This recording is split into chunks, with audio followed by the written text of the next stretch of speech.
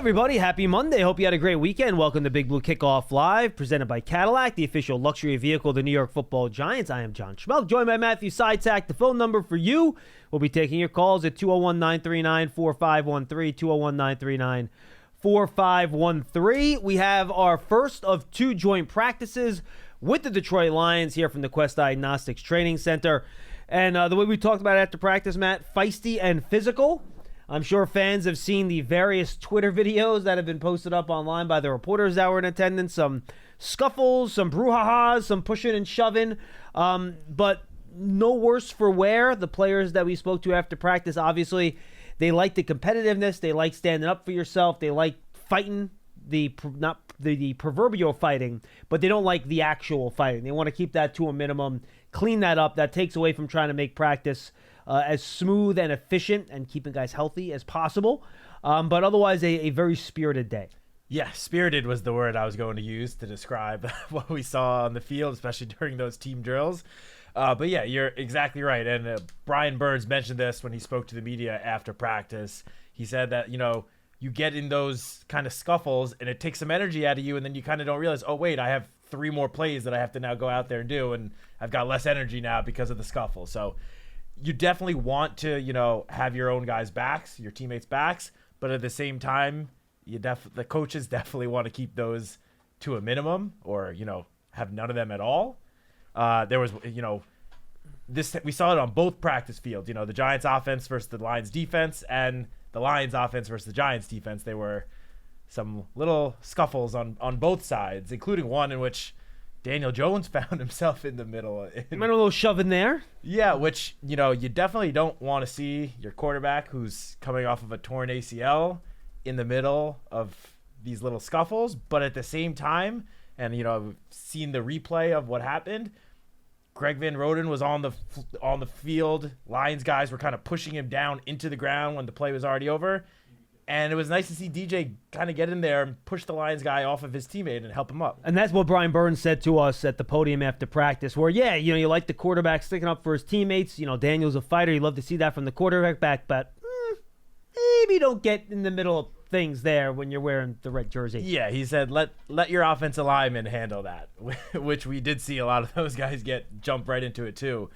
Jermaine Illuminor especially. It was good to see him, I guess bring some juice to the offensive line. I mean, he definitely wasn't going to take any, from Lions defenders, I think would be the best way to put it. Yeah, and honestly, it was almost all of the starting offensive linemen. Andrew Thomas was in there, in that same scuffle with DJ getting pushed around. So, look, as we said, you don't want to see fights during these practices. They're just practice, but at the same time, you like seeing the guys have their teammates' backs and, not standing down just because the Lions have this reputation of being all gritty and we're gonna bite your kneecaps, and it's good to see the Giants stand up for themselves as well.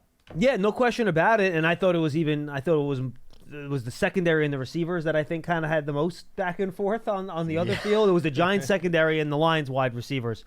Multiple incidents over there. So again, you don't want to see that. You don't prefer to see that happening, but you did like to see how the Giants fought. And look, we talked about this after the joint practice last year, Matt. Were you at Detroit with us last year or no? I was, You are. The first day was ugly. It wasn't good, especially in the team portions of practice specifically. They did all right in the one-on-one O-line, D-line stuff on that day, but the team stuff was ugly, where the Lions really dominated on both sides. And that was not the case in this practice. I thought it wasn't a dominant one by the Giants, but it wasn't a dominant one by the Lions either. I thought it was back and forth. I thought the Giants made some plays. I thought the Lions made some plays. And I'm pretty happy and satisfied walking off that practice field with how the Giants did. Yeah, I would say overall this was a pretty even practice, which when you consider the aspirations and the expectations that the Lions have going into this season, that's a pretty good day for the Giants. On both sides of the ball, both teams made their plays. Daniel Jones had a couple of deep shots, one to Malik Neighbors on the sideline, one to Jalen Hyatt, both of which, wasn't quite touchdown, but the Giants would have had the ball first and goal inside the 5-yard line. And the Lions, the Lions offense made plays too. Jamison Williams, there was one play. It seemed just like a miscommunication, a busted coverage, because he was so wide open down the field that clearly there was something wrong with the communication between the DBs there. But yeah, overall, both teams had their moments. It was not, as you said, it was not a dominant practice from one team or the other. Excited to see what tomorrow brings. I mean, I don't know if it could be quite as physical as today's. At least I hope not. But Yeah, I was worried. Sometimes when you see a lot of these things go on, the coaches get together and they're like, all right, we'll just practice separately. I have not gotten that sense since practice, talking to people, that's something that's going to happen. You hope the weather holds up tomorrow, which also could be a challenge because there's not enough room indoors to really have a true joint practice because we need side-by-side fields. So the teams can kind of go against each other. So we'll see what the weather is tomorrow. Some more details in practice. That's kind of the overarching look at it for me. Just so fans understand, basically what goes on here, guys, is that you have adjacent fields. On one field, it's the Giants offense against the Lions defense. On the adjacent field, it's the Lions offense against the Giants defense. So we try to keep an eye on both things, but you can't see everything. You're going to miss stuff. I'm going to try to rewatch practice this afternoon, time permitting. And, when I come back, I think I'm back on Wednesday. We'll kind of go through some more details of what happened the last 2 days. But let's start with the Giants offense, man. And you mentioned a couple big plays down the field. The Giants were not shy about getting the ball down the field in this practice. Nope. Now, I thought they could have done a little bit of a better job blocking some Lions blitzes early in team period. Now, it's important to know you're not scouting the Lions. You don't know what type of blitzes they run. So they're going to surprise you with stuff. So that type of stuff's not that surprising. I thought there were too many guys that got close to Daniel Jones. In fact, one actually knocked the ball out of his hands on a pass, which is a big no-no when you got the quarterback wearing the red jersey.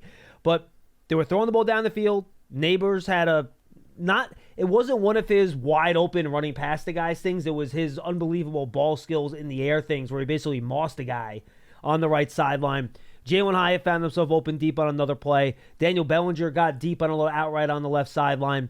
I thought, we've kind of talked about how DJ moving around has actually looked 100% back from the knee, but it seemed like he was still trying to find his timing and rhythm in the passing game.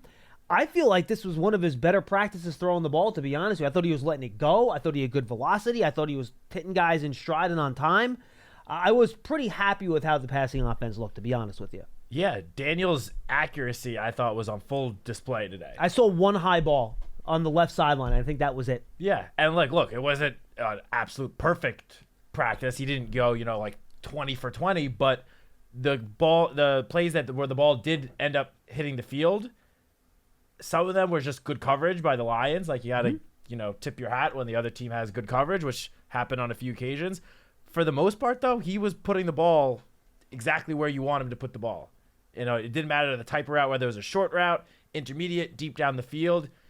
His accuracy, I feel like since the start of training camp, we're a week and a half in, almost 2 weeks in, I feel like it's just gotten better and better. And, obviously, as we've spoken about at length, as Coach Dable has spoken about, Daniel didn't do any team drills during the spring, during off-season program. It was all 7-on-7s. Training camp was the first time he was doing 11-on-11s, facing an actual pressure, having to work the pocket. And considering it had been 8 months since his torn ACL surgery, you'd expect there to be some rust. You don't think he's going to come in on day one and, be hitting every single pass on every single play. You expect a little bit of a little bit of a bumpy road just to start till he gets his feet underneath him again. And I really think as we've gotten a little bit further into camp, the accuracy especially has just improved, and it's very easy to see. Yeah, I'm 100% with you. And look, when you look at the Lions and how they're structured, if they have a weakness to me, it's their secondary. They're not rolling out a bunch of all-pro corners and stuff like that. So I wanted to see the Giants passing game have success today and tomorrow.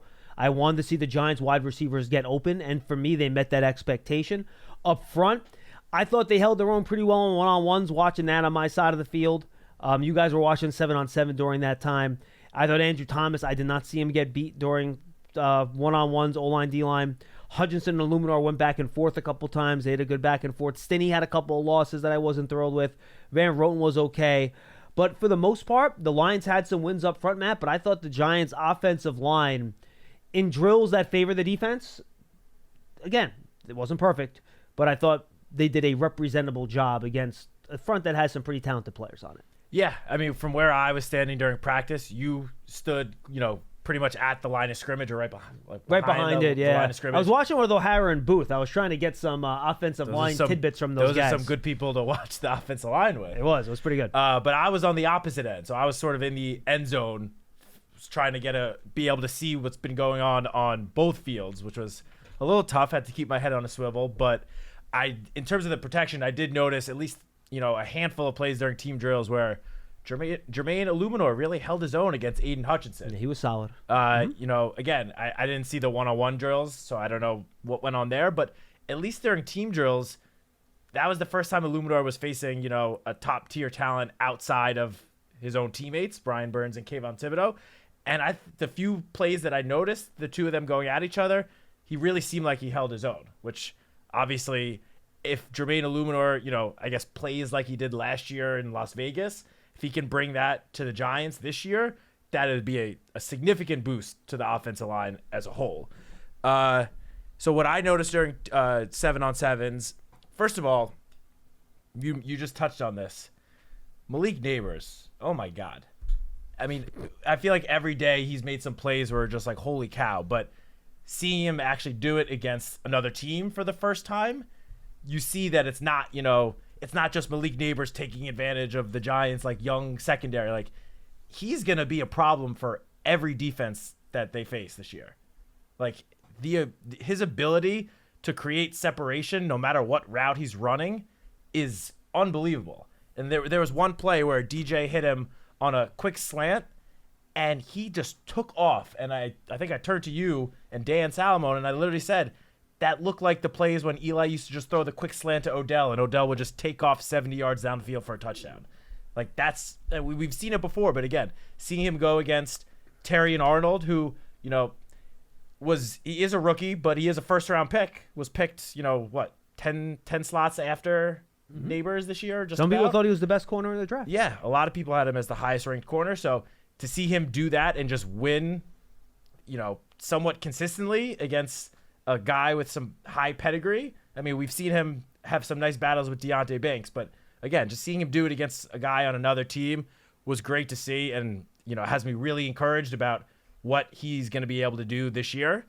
You mentioned the Jalen Hyatt deep ball. DJ also hit Darius Slayton about 20-25 yards down the field.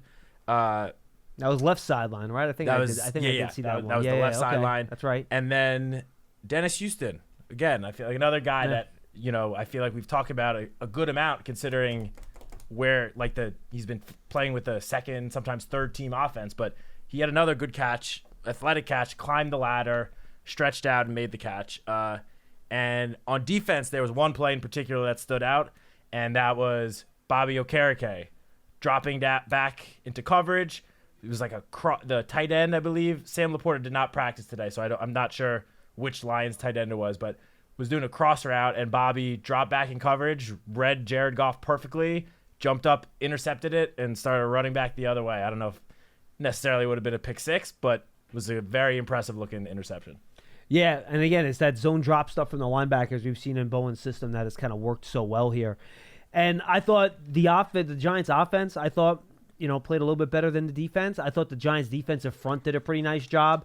Watching the one-on-ones, Dexter Lawrence put Frank Ragnow, who's an all-pro center, on rails right back to the quarterback like he always does.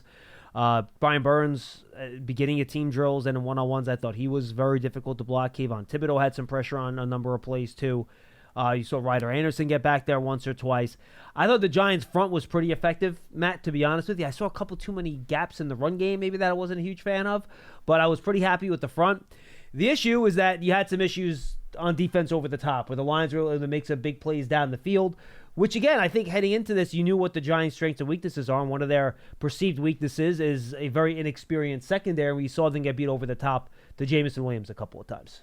Yeah, I mean, there was one play in particular towards the beginning of, was it? I believe it was 7-on-7. Yeah. Yeah? Mm-hmm. Yeah, towards the beginning of that period where, again, it was blown coverage. There was no one within 15, 20 yards of him. It's not like, he just outran a defender and a guy was trying to catch up to him. Like, there was just no one there. So clearly it was just some sort of miscommunication. And then kind of similarly, at the end of practice during team drills when they were in the red zone, there was Jameson Williams again had a play where there was just no one remotely close to him. So I'm assuming again it was some sort of miscommunication. Which yeah, you don't love to see that, but this is the time of year where you sort of work out those kinks so it doesn't happen once you take the field for week one.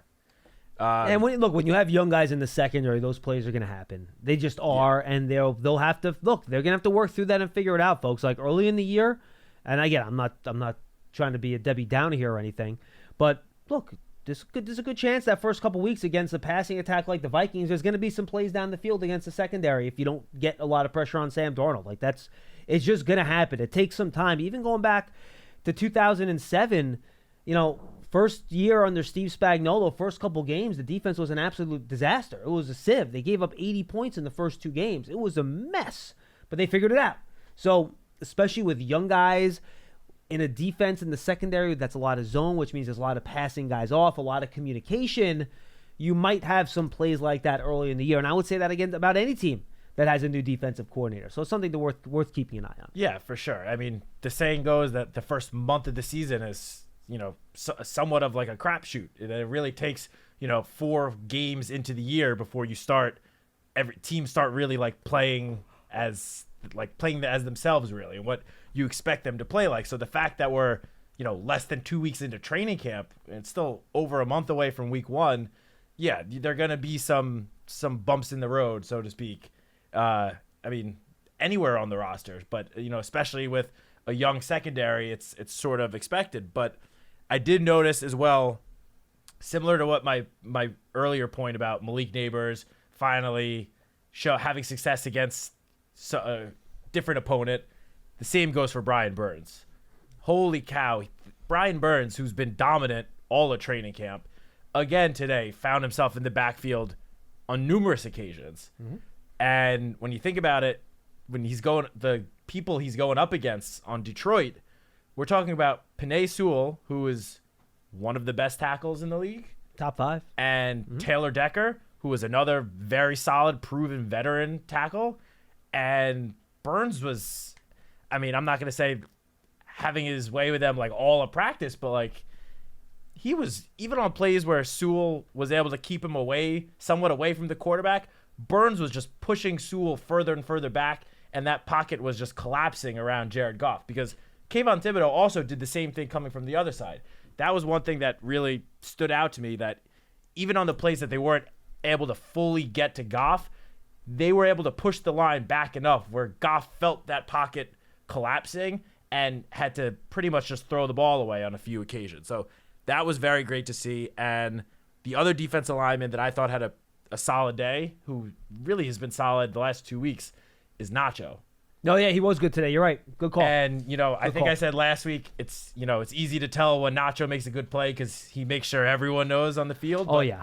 But today, even putting that aside, it was easy to see that he was having himself a very good day. And Detroit, I mentioned the 2 tackles, but the interior of their line is very good as well. I mean, Frank Ragnow is one of the best centers probably in the league. Mm-hmm. I don't know who's, with Jonah Jackson gone, I'm not sure who they're starting. Like Glasgow was one of their offensive linemen, right? One of their guards. I don't know who the other one is. Zeitler. But Zeitler left practice early in practice. Yes. Early in practice. But yeah, Nacho just had himself another good day. I had him with at least 1 pressure, likely sack. Mm-hmm. And the other play that really stood out was Isaiah Simmons. We've spoken a lot about how Shane Bowen envisions this role for him as a early down nickel. There was one play where he was matched up against Amon-Ra St. Brown. And for as talented as Isaiah Simmons is, that's not a matchup that I typically think No, that's a bad matchup. Simmons would have a lot of success about. But he had great coverage, jumped the route, and batted the ball down on a short crossing route that you think would be an easy completion. It wouldn't have been a big one, but an easy completion for 5 to 8 yards. And Isaiah got his hand in there and knocked the ball away. And, it seems like the Giants want to have Simmons play this early down nickel. Amon-Ra St. Brown is one of the top slot receivers. he's one of the best receivers in the league, but especially out of the slot. So to see him have success like that against that caliber of player, that was just very good to see. Very, very refreshing. Yeah, no, I'm with you 100%. I think they did a nice job today. I'm pretty happy with how it goes. I'm looking forward to rewatching some of those reps later on this afternoon. But again, I think they held their own, and going up against a team that was a couple plays away from going to the Super Bowl last year, I think you have to be pretty happy with how the Giants performed. Speaking of Amon-Ra, real quick. Yes. I didn't finish the show receiver, but I heard that I have to get through it. I haven't done it yet. A big takeaway from that was that Amon-Ra, I guess on the field is not the nicest guy to opponents. And that was on full display today because him and Drew Phillips, which he plays with a chip on his shoulder. He certainly does. I mean, he's spoken about it in interviews at length multiple times over the last few years. Well, he's the guy that has memorized all the receivers that got picked in front of him. Yeah. But on the flip side, Drew Phillips was, matched up against Amon-Ra a lot today. And, Drew Phillips spoke to the media last week and said, once I step onto the field, I am not afraid to go up against anyone. I will compete and, go all the way, full throttle no matter who I'm matched up against. And he did just that today against Amon-Ra St. Brown. He was not afraid to get up in Amon-Ra's face. I feel like the two of them had a couple of scuffles, or what led to some of those bigger scuffles was the two of them kind of going at each other, which again, we don't have to keep repeating. You don't love to see a lot of the scuffles, but I did like to see that a rookie quarterback was not afraid to get up in the face of one of the best wide receivers in the league. 201-939-4513. We'll take your calls, but don't forget, first, you can run or walk with Giants legends. The Giants Foundation will host a 5K race and kids run presented by Quest on Saturday, September 7th at 9 a.m. at MetLife Stadium. Net proceeds will benefit the Giants Foundation. All participants will receive a commemorative T-shirt. After the race, stay for a post-race festival with appearances by Giants legends and a live DJ. Register now at giants.com/5K. And also, guys, go subscribe to the Giants Huddle podcast. Great pod dropped last Friday. That's up there right now. It's our interview with the producers of Hard Knocks, Emily Leitner and Paul Camarata. Just kind of go inside the series, how they did it, some of the challenges. I throw some fan conspiracy theories at them as well. Giants Huddle Podcast, Giants app, giants.com/podcast, or just search for Giants Huddle on your favorite podcast platform. We got JJ After Dark, John Jastrzemski coming up later on today, talking a little Lions joint practices and more heading into that Giants' first preseason game. So a lot of good stuff. And tomorrow we have our next 10 in the Giants 100 countdown. That'll hit the Huddle podcast feed at some point on Tuesday. And then we're going to have, I think, Sean O'Hara on Wednesday morning will go up, breaking down everything that happened at joint practices for the 2 days. He's been there. He's been watching. So it'll be good to get Sean's take. We haven't talked to him a while on the Giants Huddle podcast. All right, 201-939-4513. Unless you have anything else you want to hit before we go. Just because you mentioned Sean, I noticed we had a good amount of Giants alumni. I was going to bring that up. We had Tom Coughlin. That was my favorite to see, Coach Coughlin out here. There was one point where... Were you here with Tom at all? No, unfortunately not. You got here with McAdoo or Shermer? I got here for the second year of Shermer was my first Second year Shermer, okay. 2019. But there was one moment where I think it seemed like every employee kind of noticed where Coach was kind of standing off to the sideline, but his hands on his hips. Fists on his hips, holding his papers, and just looking with that little, you could tell he was scowling from behind, even watching. I should take a picture of it. It's pretty funny.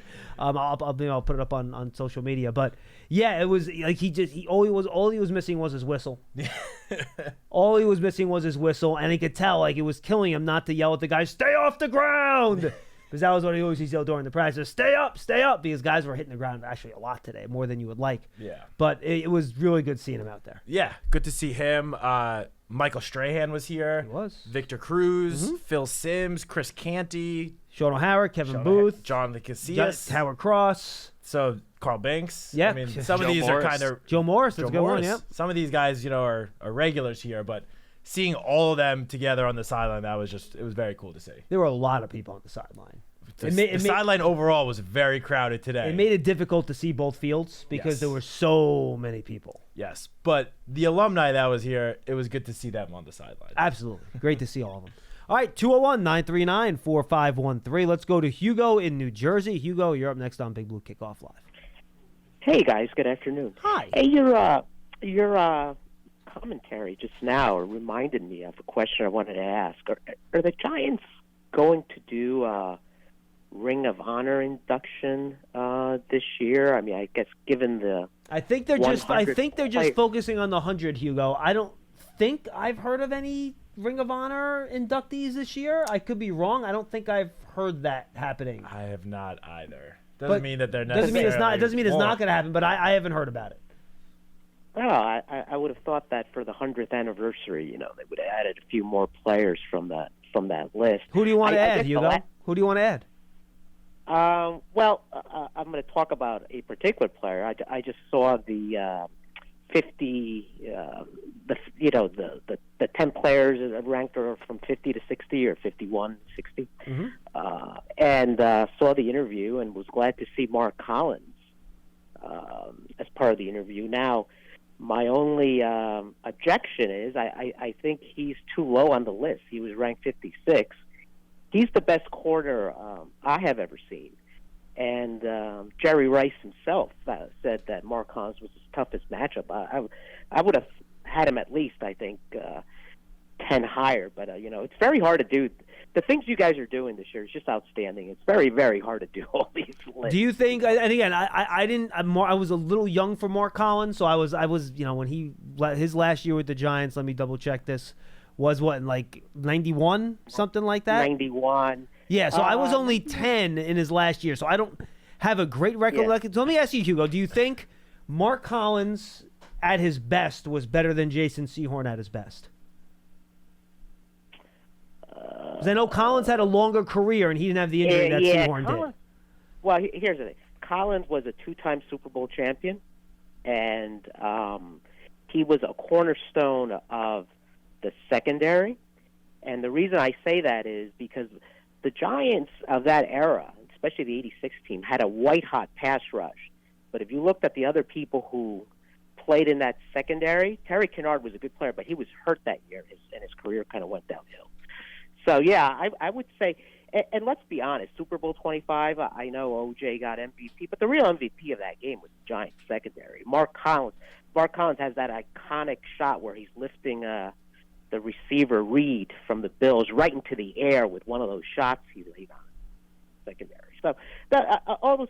Look, I think you guys have done a great job, but I would have thought Mark Collins would have been a bit higher. But that's just my opinion. No, fair enough. Just keep in mind there was the independent panel that voted on that. Oh, I know how it works. So Lions are in town, and I certainly want the Giants to catch lightning in a bottle, but this season. But if they don't, I have a feeling I might be rooting for the Lions in December and January. And part of the reason is once a Giant, always a Giant. And Dan Campbell was a tight end for the Giants, drafted by the Giants. Well, and I would say too, Hugo, as a Giants fan, no one wants to see the Cowboys, Eagles, or Niners win any game. So I think the Lions are an easy team to root for. I'm with you on that. There is that too. I have a question for you, and maybe you can't even talk about this, but one of the reporters said that Evan Neal did not rehab in the facility during the off season. I don't know if you could even comment on that. I thought he was here, to be honest with you. I certainly saw him here. I saw him here all the time in the off season, Hugo, to be honest with you. Okay. So then that's a false report, because they were suggesting that maybe he hasn't made enough progress because he wasn't in the facility. But if that's not true, then that reporter has it wrong. Can I make a couple comments about Hard Knocks now that it's over? Just my high level impression. Of course. So some of the good. Look, Joe Shane is a very likable guy. He's got a very endearing personality. I thought the show showed that he brought in some good talent into the front office. Chris Rossetti, Brandon Brown in particular. Now, I was a little surprised that Dennis Hickey didn't have a bigger role in the last show, the draft show. I actually talked to Dennis about it. He could not have been happier that he was not featured more. Okay. Trust me, he is heavily involved. Trust me. Okay. And then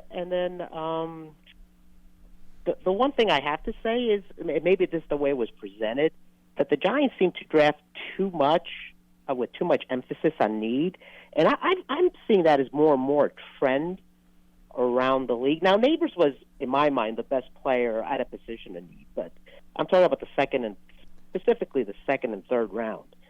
But the problem is that Hugo, they can't show them talk about all these guys that they decided not to draft.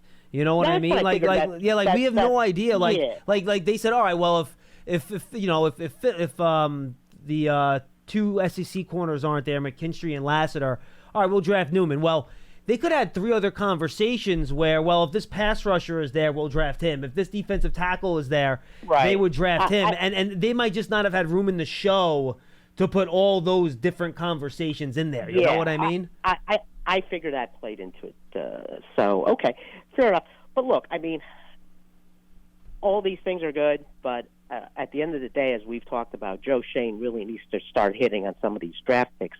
And by the way, I'm a big fan of his because in his first 3 drafts, at least in the first round, he took exactly the player I want. Yeah, me too. That's the thing, Hugo. So if some of these guys don't end up working out, I'm going to have a hard time, killing the guy. Dude, I told people 2 years ago, I think Neal and Thibodeau were 2 of my top 3 players in that class, along with Hutchinson. I couldn't get upset about it. They were my, I think, second and third players after Hutchinson on the board that year. You know what impressed me, though, most about it? He runs a very collaborative process while balancing leadership within that process. Because it's not just groupthink, right? Because too many chefs in the kitchen can ruin the stew kind of thing. So he just, to me, strikes the right balance. But at the end of the day, these draft picks have to hit. I mean, eventually he's going to be judged on that. Okay, I've taken up enough of your time with history and all this other stuff. So I'll move on. Thank you. Hey, look, it's up. And Matt, we're not breaking any news here. For a team to be successful, you have to hit on your draft picks. I mean, that's just, sure. They have to. You need guys playing well and contributing and being good starters that are on rookie contracts. That's what all teams need if they want to be able to be successful in the NFL. Definitely. I think, sometime in the last few weeks, I think it was with you, maybe Paul, but talked about, the big reason why teams like the Lions and the Rams have taken these big jumps in the last year is because they've hit, and not only they hit on the draft picks, but they hit on guys after the first round. Their day 2 and day 3 picks. That's a very big way, an easy way for your team to jump from, a good roster to a great roster, is having those later picks develop into starters and, even high-level starters. So, yeah, it would be great to see some of the Giants' recent draft picks, even after the first-round picks, develop and become guys that, at the very least, can be reliable starters. And I feel like we're kind of starting to see it. I mean, I'm thinking of day 3 picks from Joe's first draft, someone like Dane Belton. Micah McFadden. Well, yeah, Micah McFadden last year turned into a reliable starter. He could take a big jump this year. Marcus McKeithen will be another guy that was in that mix, right? But Dane Belton, he could find himself in a big role on the defense this year. So, Bellinger, that was day 3 pick, right? He was 4th rounder? Bellinger? Yeah, Bellinger and Belton, I believe those are the 2 picks that were within 2 picks from each other. Was Flott in that draft? Or he was 3rd rounder Flott that was a year. 3rd rounder, yeah. Another guy that could be looking at a big role this year. So, yeah, I mean, look, if the Giants want to take that next step, it's going to require some of those guys taking their personal next steps in their careers. And if they can do that, then the sky is the ceiling for this Giants team. And for a lot of the guys in that draft class, quite frankly, they all had so many injury issues. A lot of them, it's the equivalent of their second year. Yeah. I mean, the only 2 guys from that class that did not have season-ending injuries that first year, I think McFadden eventually did. I think he actually did have a season-ending injury towards the end of his rookie year. But Thibodeau's the only guy that lasted. Everyone else got hurt. Wandale Robinson, Cordell Flott, Micah McFadden, Dane Belton. He was out almost the whole year. McKeithen, Azudu. Go down the list. It was an injury fest. Yeah. So a lot of those guys missed valuable time, too, with those injuries. Make sure you go and subscribe to the Giants Huddle podcast on Giants.com. And while you're there, you can take your fandom to the next level with a season ticket membership. Stay connected to the club all year round, not just on game days. Memberships are now available for the 2024 season. You get all sorts of exclusive member benefits. Go check it out. Giants.com/tickets. Limited inventory is available. And single game tickets, I believe, are up there and available now as well as we celebrate the Giants' 100th season. Ryan in Illinois, he's up next. Ryan, what's up? Hey, guys. I've got a couple would you rathers and All then right. a comment on Hard Knocks if I could. Sure. So my first one is on Brian Burns, and I think a good thing about him is that he doesn't miss much time with injury. But would you rather him stay at that level, like where he is pass rush win rate, 8 to 12 sacks a year, but he doesn't miss a game? Or would you rather him go to like maybe Max Crosby level, Trey Hendrickson level, but then maybe he gets a little bit more of an injury bug? So would you rather take the higher ceiling or the injury clean slate? I'll take the higher ceiling, assuming we're not talking like season-ending injury. We're talking about missing 2 or 3 games, something like that. I will take missing 2 or 3 games if he becomes like a 15-sack guy. Yeah, I agree completely. Okay. Nice. My second one is, would you rather throw out some questionable growing pain kind of secondary players who are ascending, or would you rather get a higher ceiling veteran that is not going to bear fruit long term for this season? If you think that these young guys have the ability to develop into something that can really be a starter for you down the road, I would like to see the young guys play. Same, especially because some of those bigger name veteran guys, especially the ones that are still out there on the market right now, are going to cost more than just the minimum. And I would rather save that cap space and have a little more cap space roll over to next year, where you would think that the Giants would be a little bit closer to really contending. I'd rather save that amount of money for next year. And this is not like a all in win or else, Super Bowl or bust type of year. So I think you want to play the young guys. And I do think they have a couple of vets in here that, maybe not the quality of like a Stephon Gilmore that's still available in the free agent market, but guys like Trey Herndon, guys like David Long, took the words right out of my mouth, and then a guy like Nick McLeod even, who's been in the league. He's a young vet, but he's still a vet, and he's been in the league a long time and played a bunch of different positions. In fact, Brian Burns was raving about Nick McLeod today during his post press conference, and he was asked about Nick by name, but he was very happy with the type of veteran presence and versatility that he brings to the defense. Nice. My last one is, would you rather have, on offense, Malik go absolutely insane and then everybody else is pretty quiet relatively, or would you rather have a really balanced room where maybe Malik is only at about 1,000 yards, so that's still great, but everybody else has 600-700 yards, or would you rather have him go for 1,500 and then Jalen is like at maybe 450-500? I'll take the balanced room, because I know Malik Neighbors has that upside, so if you need him to be that guy in any given game, you can go there. But if the other guys show that they can be weapons too, Matt, and beat one-on-one coverage, I think that eventually makes Neighbors an even better player because it's tougher to double team him. Yeah, you took the words right out of my mouth. I definitely would rather the well-balanced attack this year, because even if Malik Neighbors, doesn't go nuclear as a rookie, based on what I've seen since he stepped into this building, it's not going to be long down the road before he does go nuclear. So even if it's next year, 2 years down the road, like Malik Neighbors, if he stays healthy, his ceiling is so high that I would happily take, 1,000 yards this year, but also have, Wandell at 600 to 700, Jalen Hyatt in that same area, Slayton. Like, I would much rather see that bounce attack, because I know Malik Neighbors is fully capable of going nuclear, even if it's a year from now. Nice. And then real quick, just a comment on I feel like there has been a lot made, and this is obviously outside noise, so it doesn't really matter, but a lot of people saying that because of the way that Hard Knocks cut the last episode, that Drew Phillips was a need pick instead of a quality of player pick. And I want to echo that while Hard Knocks is not going to make a false narrative, they're going to use the information presented to create a narrative that is good. So it's not necessarily like lying or anything like that. So like I go back to the Robert Hunt. Robert Hunt was mentioned as a name. We don't even know how much the Giants actually considered bringing him in. It's just, if you say, hey, are you interested in this player? They can say, yeah, of course we are. We're looking at all options. Then HBO's like, okay, fantastic. We're going to put Robert Hunt on the screen, as like a way to drive, the story in general. So I think people just need to be really, pull back from, like, I'm sure they talked about every single player for at least an hour or two, and you genuinely can't even get close to, ascertaining most of these conversations because they can really just pull a tiny little nuance off of one conversation on one day. Yeah, Ryan, I would kind of run with the story. Yeah, I would go back. If you haven't had a chance, you listen to the huddle I did with the two producers from Hard Knocks last Friday. We talk about this exact thing, and my exact question was, guys, they probably had questions about 300, 400, 500 players over the course of your recording at Hard Knocks. What was your process in terms of how you filed that down to where you can tell a cohesive story? And they go, look, well, the thing that makes this Hard Knocks different, and again, I suggest everyone go to the John Soto podcast, check this out. It was a really good conversation, like 45 minutes. It was a good conversation. And what makes this different is that before you even start editing the first episode, you know how the story ends.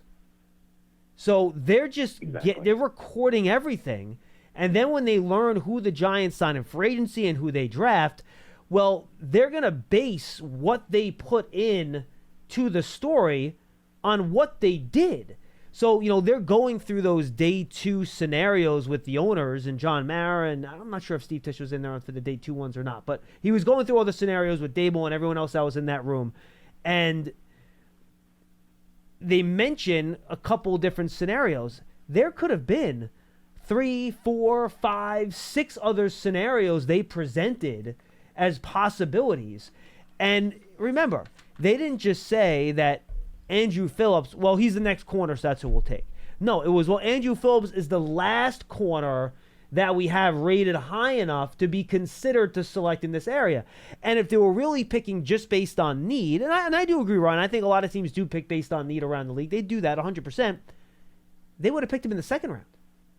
If they would have said, well, we have to draft a corner, corner's our biggest need, we have to draft a corner, well, then they would have just drafted Andrew Phillips in the second round and not waited until the third round to pick him.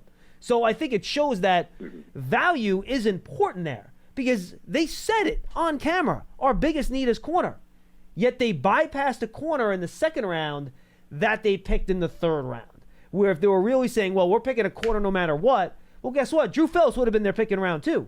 Now, that's not how you should draft. You got to pick the guy that's the best player on your board that also fits a relative need for you. And I think that's how they ended up with Newman in round 2 and then Phillips in round 3. That makes sense, right? And I want to say that I'm actually in the defense of Joe Shane here, not so much. Oh, I got you. It's more for the people who are saying that this is my response. I think his process showed to be pretty dang good, actually. Yeah, the way so I'm applauding him. No, Ryan, I'm with you, and I appreciate the call, man. The way look, guys, fan however you want.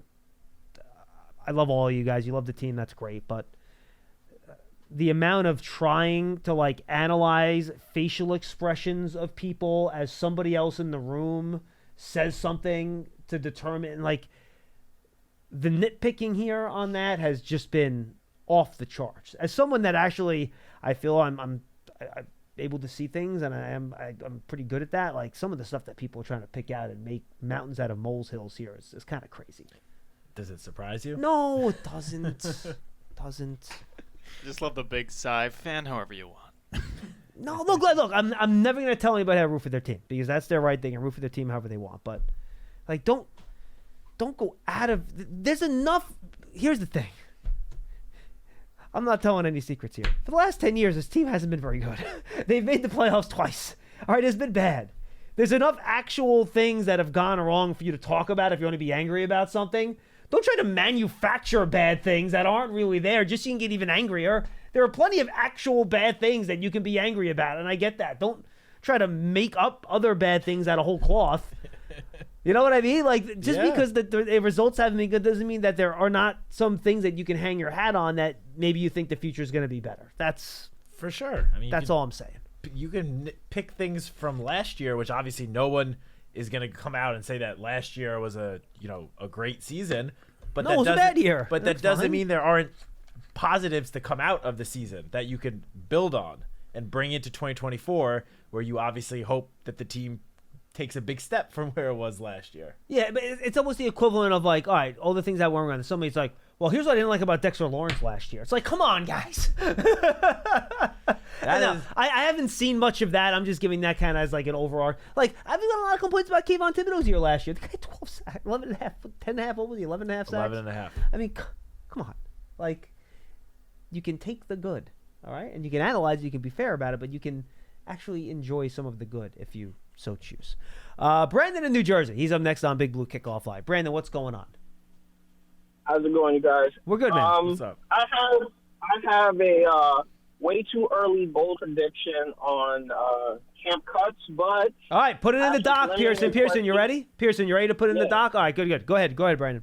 I have some preliminary questions, though, because I do get all my information from your recaps, the handful of clips that come out, and then what happened last year. So I do have some preliminary questions. All right, Number one, lay it on us. What do you how got? many total players do you think the team keeps between running back and tight end?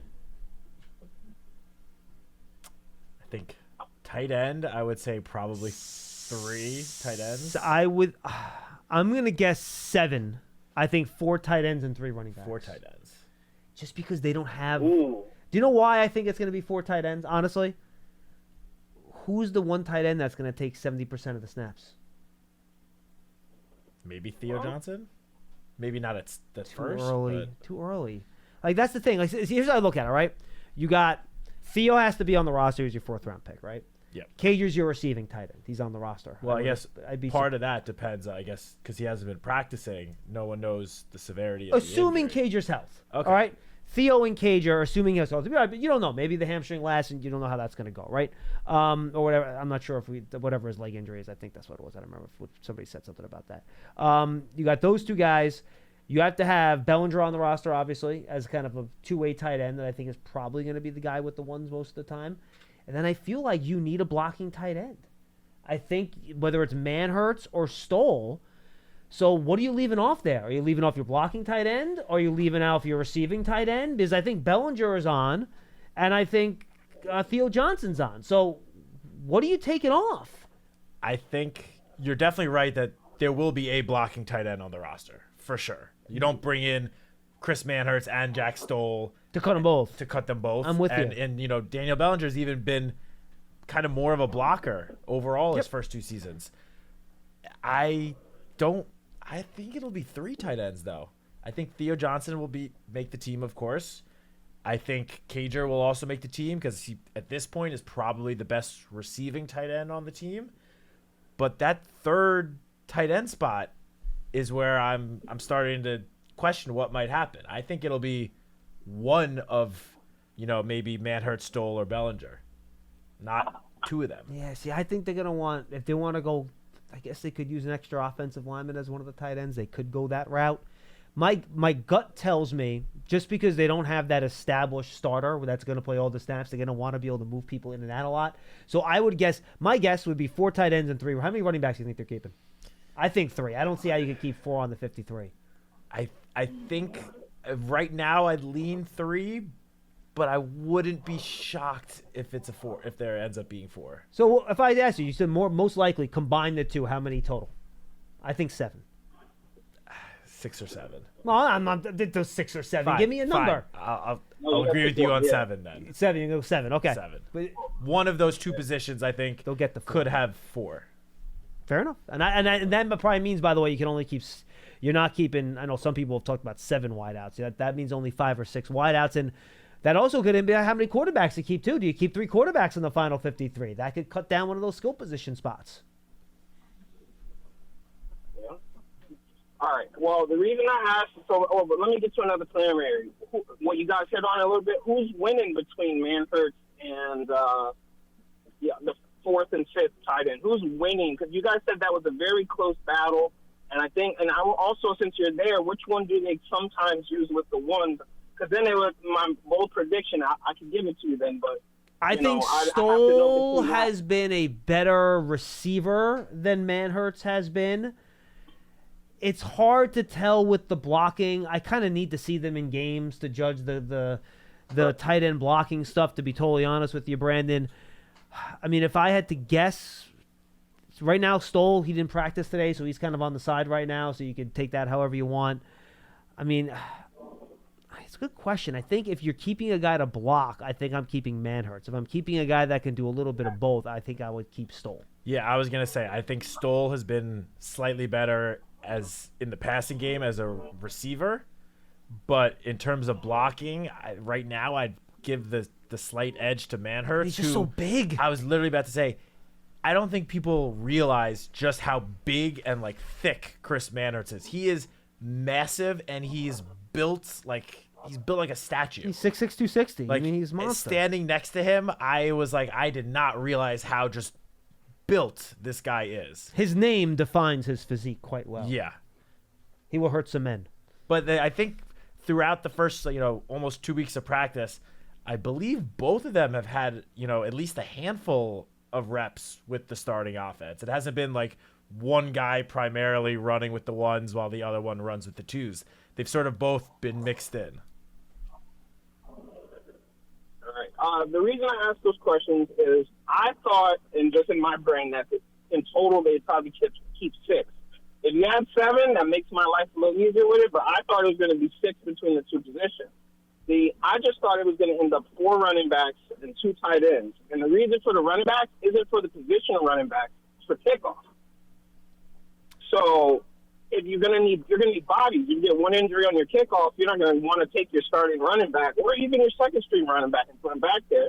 Well, no. Brandon, I'll be honest with you. They will not hesitate to put their second string player at any position as their kickoff returner. Yeah, they will not hesitate to do that for a second. I think right now Tyrone Tracy has got to be one of the leading favorites to be the kick returner. I think it's him, and right. We've seen Gunner back there, we've seen McKenzie back there as the smaller guys, and we've seen Turbo Miller back there too. So so Turbo is the reason why I said there is a scenario where I could see 4 running backs, and it's the same point that Brand has made. If they keep Turbo, I think they want him as the kick returner in addition to running back depth / maybe used as sort of like a gadget type player. So here's the thing about Turbo. Now, this all depends on whether or not he has a big preseason. Because a guy like that, he's probably going to play a full half of football at least, or at least a full quarter, or if not a full half in a lot of these preseason games. And if he shows off some of that breakaway speed and big playability we've seen during practice, it might be hard to sneak him onto the practice squad. But if he's quiet in these preseason games, he didn't do a ton today against Detroit. Let people pay more attention to joint practices. If he doesn't do a ton in these preseason games, maybe you can sneak him onto your practice squad. Well, the question with Turbo Miller is actually this. Technically, he should have been in the same draft as Eric Gray. Who do you think they had rated higher? If they knew if they knew Turbo was coming out, because obviously it was a thing with his paperwork. So if they would have known, how quick they signed him, I'm going to guess that he was higher. So my bold prediction, I think Eric Gray is cut. And I don't think he's a bad player. When he got his shine a little bit last year, I thought he had good quickness. I thought he had decent vision, but he looked very small all the time. And so, the game that sticks out with him is the Niners game, and he was, non-existent, but really he was just getting destroyed. And then I just saw a clip from the day. I was calling today either way. And I saw a clip today. He looked small again. So I think he looks small. And my other bold prediction is Bellinger. For the same way a running back can't get on the field if they can't block on third down, Bellinger, a couple years ago, previous to that eye injury, we were writing him down as just kind of jack of all trades. He could block, he could catch, he could do whatever. But after that eye injury, his hands haven't been that sure. And then games like San Francisco and Seattle are games that when I hear Daniel Bellinger, I now think of a dude sitting in his stance with his head going left and right, where people run by him on the left and right, blocking nobody. Then I see clips, and then it's like, oh, of course the clip is meant, the way they post on Twitter, it was meant to be an attack on Daniel Jones. It's like, oh, Bellinger, we just not going to block nobody still. And then you start getting clips of drop balls, and it's like, ooh, you're just not playing well. And now that's 2 years of not playing well. And you have, so it's still, I think he's a better blocker. This is tape on film in Penn State last year. I just think he's a better blocker. So if he can be a receiving tight end in any type of aspect, I think he's already a better blocker. And then I think that with Dable's praise of Cager, that kind of tells you who your real receiving tight end is. So what is Bellinger's role at that point? And then if Manhurst is him, which is what I was asking, if if Manhurst is him out there blocking, that's the one you really want, because Bellinger's just head on the swivel. Which way did they go? Which way did they go? So that's not going to work out. And I think although he's a fourth-round pick only a handful of years in a Joe Shane team, I think he's cut either way. All right, Brandon. Appreciate the call, man. So put that down in the bold predictions there. You got no Gray and no Bellinger on the roster from Brandon there for the bold prediction. We'll wrap it up with Steve in Atlanta. Wants to talk about Hard Knocks. Steve, what's up? Hey, John. Yeah, I'm just calling because I wanted to respond to Hugo. We did not reach in this draft whatsoever. You know, I really follow and do the draft board a lot on that one. Yep. And on my value board, it was very interesting. That's what I looked at, is what Joe Shane had and what my value board. They were pretty close. And you know, when I look at Joe Shane, I think his first draft was his worst, and I gave him really a C at that point. He went up last year more in a B, and I think this year he was in an A. Now, Steve, and the thing is, first draft, you didn't have a problem with the first two picks. It was the picks later on that where you thought it didn't match up with the generic, right? No, no, Evan Neal was one of the ones that I was worried about because he never tested. Okay, that's it. Yeah. But in terms of his average draft position based on where the experts had him going, he was right in line with where they were. From a reach standpoint, he didn't do anything. Right. And this year, he was even better this year on the reach. The normal thing with the reach, he hardly had a reach at all. He had them all in the right positions. And basically what he did is everyone looks at need, but you're looking at a cluster. What is there at that time? And where the problem is if you do reach for a need, and like you were giving the example of that earlier, that was correct. I mean, you could have made a case for getting a cornerback and not get Newman and then look at another safety. But I think that I think Newman was the better pick overall with regards with safeties and cornerbacks where they were picking at that time. So I think he knocked it out of the park this year. I mean, I have no complaints whatsoever on what he did this year. He showed it, and I think that's what the fascinating thing about Hard Knocks is they really did show the process, and they showed how they looked at it, and they evaluated things. And I think he comes out pretty well, and I think our picks have really come out well. I'm quite happy with what we've done, and I didn't see any reach whatsoever. All right, Steve. Appreciate the call. Matt, anything Thanks, comment Steve. on that one? I mean, I have to look over at you because you make fun of me sometimes about how high I have been about this rookie class. That's why I'm giving you a chance to rave. Look, it's August 5th. It's August 5th. And make fun of Strong. I tease you. Yes, I tease. Yes. It is August 5th today. We are still over a month away from week 1. 3 All-Pros. So I am not ready to make any, huge declarations about the rookie class. I've expressed my love. I don't know if love is the right word. Oh, but I think the way you talk about it, I think love is exactly the correct word. I would say Malik Neighbors has already shown me enough for me to say that he was certainly the right pick and the best player at that point of the draft. Some of the other guys, they've certainly had flashes, especially, Theo Johnson, Tyrone Tracy. I would say the 2 day 2 picks, it's been a little bit of a slower start. Newman obviously had the injury that kept him out of practice for, was it like a full week or so? Yeah. Mm-hmm. But we've started to see him, make some plays, and the same goes for Drew Phillips. He hasn't been hurt, but I feel like especially the last couple of practices, he's really started to get more reps with the first team defense going up against Giant starters, and today going up against the Lions first team offense, and he's really held his own. And we talk all the time, rookie cornerbacks, it's not the easiest position to come in on day one and all of a sudden be a great player. We've seen some guys do it in recent years, but for a lot of players around the league, that's a position that takes a little bit of time. And he's had some reps already where I have confidence that with some growth and development, he could turn into a very solid slot cornerback. So, yeah, overall, I'm sticking with my admiration for this rookie class. I think the ceiling of what this rookie class could end up being a couple of years down the road is the highest of any of the draft classes the Giants have had since Joe Shane became general manager. I'll rapid fire it. Neighbors has met every expectation. He's looked exactly what I thought he was going to be. New injuries out. And frankly, I need to see safeties in games. Practice. I need to see safeties in games, and hasn't been on the field a ton either. So, got to see more. But in terms of the cerebral stuff that I've talked to people about, apparently he's met all expectations. Andrew Phillips, instincts, physicality, feistiness around the line of scrimmage has been great. I would like to see him, cover guys down the field in the slot in game situations. Where I'm really isolating and watching him how he covers guys. I think that's the next test, at least for me watching him. Though you really haven't seen him give up a lot of big plays in practice this offseason, which has been great. Tyrone Tracy has blown me away with how quickly he's taken, I think, to some of the nuances of the running back position. I think he's done a great job with that. Theo Johnson, my worry with him and why I maybe had him ranked a little bit lower than the Giants did, quite frankly, is on tape.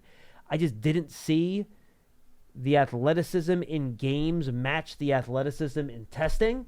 But now that I've seen him up close, I see that far more clearly in person watching him at practice. So I feel better about that than when they drafted him.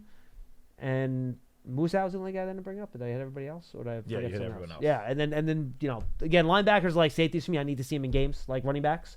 And I need to see Tracy in a game as well as a running back. But yeah, I think the early returns are good, and most importantly, got to keep these guys healthy. The minute rookies and young players start missing games and missing time in practice, that's when you have trouble. So keep them on the field, keep them healthy. I think this rookie class, I'm with Matt. I think it's going to turn out to be a lot of fun and help the Giants for a long time moving forward. We haven't spoken much about Muasau, overall. Just real quick, he did have a nice play today. He had a pass breakup that he almost came down with an interception on. So, and he's athletic. He's quick. He was in the backfield on a play too. I think he might have missed a tackle when he penetrated on that one particular run play, but he was in the backfield, which was good to see. You want to check out the Giants rookie class? Go to Giants TV, the Giants official connected TV streaming app. It brings original video content, game highlights on demand, and direct to Big Blue fans. It's free. Giants TV, again, on Apple TV, Roku, Amazon Fire TV, and the Giants mobile app. For Matthew Sytak, I'm John Schmelk. I actually looked this up today. Tomorrow it is Dottino and Casillas. I guess we should text them ahead of time, Pierce. Actually, no, wait. Tomorrow wasn't it Casillas last week? Cross was Friday. Cross was Friday. Yeah, so it is Dottino Casillas tomorrow, and then I'm back on Wednesday with somebody. It might be you. I don't know. It's somebody on Wednesday. Maybe Dottino. We'll find out. I don't know but check it out. 1 o'clock every day this weekend. We will have a show on game day on Thursday at 1 o'clock as well. So I'm on Thursday. Perfect.